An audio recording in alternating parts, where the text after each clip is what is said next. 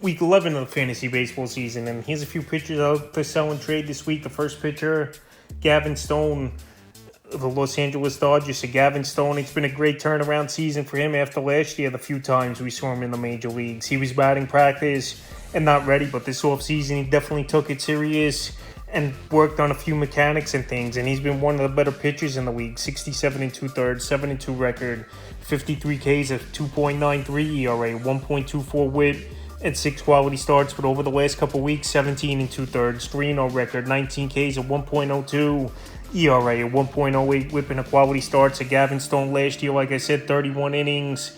He was 1-1 with a 9 ERA, and he definitely turned things around after making adjustments this offseason. But the thing with Stone is, I don't know if he's going to go that deeper into games as the season goes on, where he's most likely going to be on an innings limit. This Dodger team, they're going to wrap things up most likely early once again this season in the division, where they could be resting guys a little bit towards the last month of the year. And Gavin Stone, like I said, he's been one of the best pitchers over the last few weeks in fantasy baseball, but I don't believe it's going to stick the whole year. And he's been a pitcher for the most part, 5 or 6 innings we've seen from him. May 28th at the Mets, 7 innings, got the win. 3 hits, no runs, 7 Ks, a quality start. June 2nd versus the Rockies, 5 innings, got the win. 4 hits, no runs, 2 walks, 6 Ks.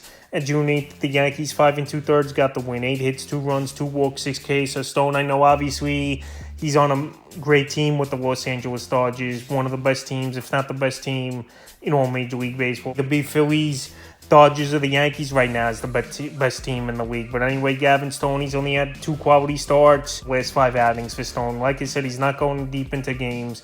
There could be an innings cap on him as we hit towards the end of the season. And this Dodger team, they might get reinforcements as well in this rotation as the year goes on. Bobby Miller, he might be back and ready to go. Dustin May could be working his way back rotation. So right now, while Stone's pitching great baseball, and he started off out of the gate slow, but picked it up over the last month of the year. He's a sell-high pitcher this week. I'm not saying to dump him for anything, but I just don't believe he's going to be going at this rate all season long, even with a high-powered offense like the Los Angeles Dodgers backing him. The next pitcher is Nick Lodolo of the Cincinnati Reds. And Nick Lodolo was a disaster of a season last year, where he didn't pitch good in the early going and then was out for the season with injury. And this year, 52 1/3, 6-2 record, 56 Ks at 2.92 ERA, 0.99 WHIP, and 4 quality starts. But the last couple weeks since he's been off the injury list here, Lodolo, 17 1/3, 3-0 record, 13 Ks at 2.08 ERA, 1.10 WHIP, and 2 quality starts. So Lodolo, one of the better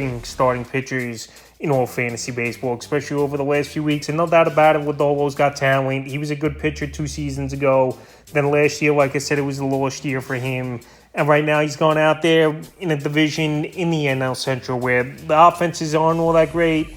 And he definitely took advantage of that his last 2 outings. May 27th versus the Cardinals, 5 1/3, got the win. 5 hits, a run, 3 Ks in that one. June 2nd at the Cubs, 6 innings, got the win.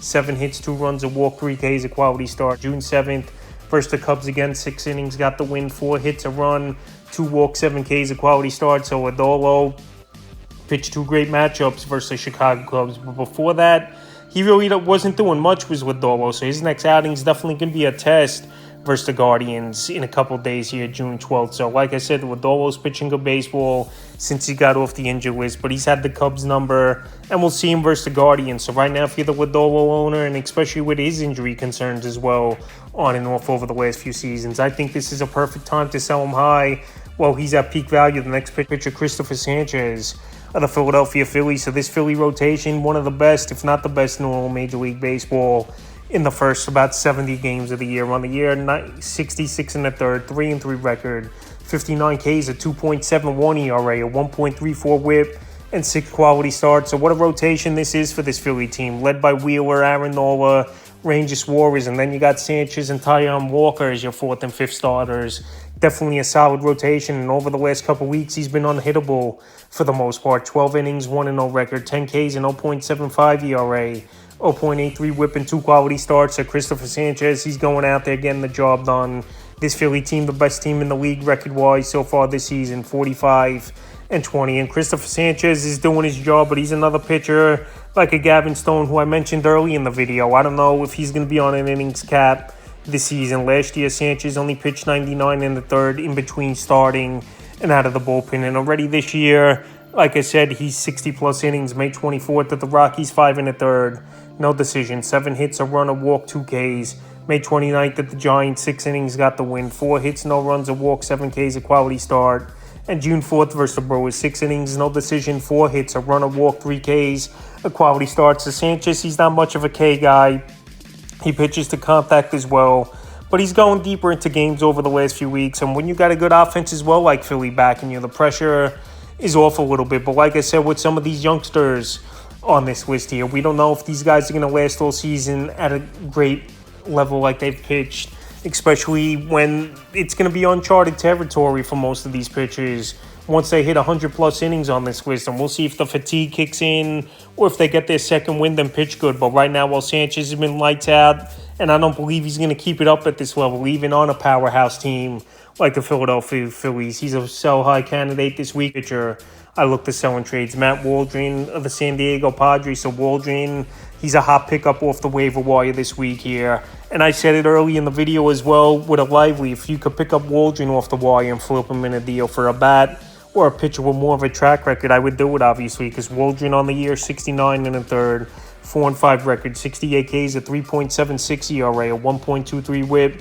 and 4 quality starts. He's already passed his major league innings from last season as Waldron, 29 innings over from last year. And over the last couple weeks, one of the best pitchers in fantasy, 19 1/3, 2-0 record, 16 Ks, 0.93 ERA, 0.67 WHIP, and 3 quality starts. So he's still out there for about 50% of fantasy leagues as Waldron. So if you could pick him up off the wire, like I said, and flip him in a deal, this is a perfect time to do it because he's been pitching over his head a little bit. He wasn't much of a top prospect. He was a middle prospect coming up through the system. But no doubt about it, he's found success. And with Musgrove and Darvish out for who knows how long here, he's going to have a spot in this rotation. May 28th versus the Marlins, 7 innings, got the win. 6 hits, no runs, 8 Ks, a quality start. June 3rd at the Dodgers, 6 1/3 in that one. No decision. 2 hits, a run, 4 Ks, a quality start. And June 8th versus the D-backs, 6 innings, got the win. 3 hits, a run, 2 walks, 4 Ks, a quality start. So 3 outings in a row with a quality start. He's been going deeper into games over the last few weeks here as Waldron. But like I said, we'll see if he could keep it up because 2 out of the 3 outings, to be honest, even all 3 of them are versus offenses that are in the bottom part, especially Miami. The Angels, they don't got much going with Trout and Rendon out.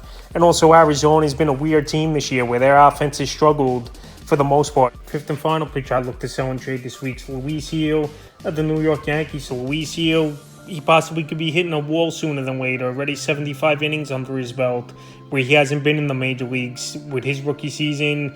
This year, 8-1 record, 90 Ks, a 2.04 ERA, an 0.93 WHIP, and 7 quality starts at the last couple weeks, 19 2/3, 2-0 record, 20 Ks, a 1.83 ERA, 0.71 WHIP, and 2 quality starts. Obviously, he's on one of the best teams in all the majors with the New York Yankees. And if I'm trading while he's at peak value, I got to possibly get 2 players in the deal, a good hitter and a good pitcher in the deal. Because like I said, he's been lights out besides his last outing versus the Dodgers where they're a top team in the league as well. So the last few outings for Gil, May 29th at the Angels, 8 innings, got the win. 2 hits, a run, 2 walks, 9 Ks, a quality start. June 4th versus the Twins, 6 innings, got the win.